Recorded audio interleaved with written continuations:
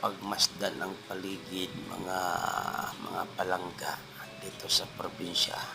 Lakbay tayo ng probinsya.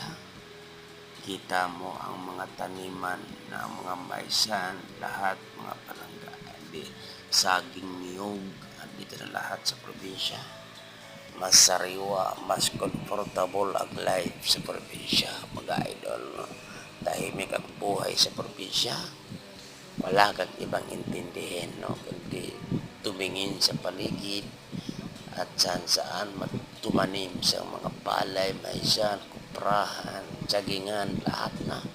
Pwede mong taniman dito, mga palangga, no? Pagsipagan mo lang, ha? Mga palangga. Please subscribe my YouTube channel. Huwag kalimutan mo subscribe. Thank you so much, mga palangga.